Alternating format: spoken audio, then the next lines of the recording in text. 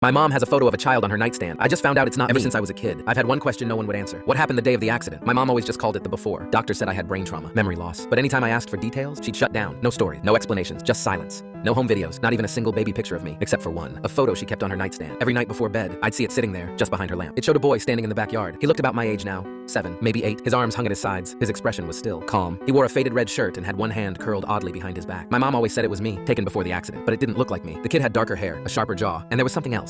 A kind of stillness in his eye, like he wasn't really alive in that photo. I couldn't explain it, but every time I looked at it, my stomach twisted. One night, I finally asked her. She froze, like I'd said something forbidden. Then she smiled and said I probably just didn't remember what I used to look like. I've changed, she said. You were different back then. Sweet, I nodded, but her words didn't sit right with me. That night, I had a dream. I was sitting at a kitchen table I'd never seen before. There were party hats, balloons. A man I didn't recognize lit candles on a birthday cake, and everyone sang for Matthew. I told myself it was just a weird dream, but the next night, I had another one. I was running through the woods, laughing, climbing into a treehouse with scraped up knees. A woman below shouted, "Be careful." Matthew! That wasn't my name. When I woke up, my chest was tight. I couldn't shake the images. They weren't dreams. They felt like memories from someone else's life. That morning, I went to the front door to get some air. It wouldn't open. The lock turned, but the door wouldn't budge. I tried the windows next. Same thing, all sealed. There was no signal on my phone, no Wi-Fi. It was like the house had cut me off from the outside world. I told my mom something was wrong. She just smiled and told me I needed to rest. "Your mind's still healing," she said, brushing my hair behind my ear. That night, I couldn't sleep. I got up to get water and stopped outside her bedroom. She was whispering into the phone. "I don't know how much longer I can keep this up," she said, voice cracking. "He's remembering things. The dreams are coming back." I held my breath until she hung up. The next morning, I noticed something new. The photo had changed. The boy wasn't standing anymore. He was sitting. His arms rested on a chair. His face was pale. His eyes looked sad. And behind him, there was something I hadn't seen before. A shadow in the corner of the frame, like someone had been standing there, just out of view. I asked her again, "Who is this?" She lost it, screamed that I didn't understand, that I was ruining everything. Then she apologized, held me, and said she was scared of losing me again.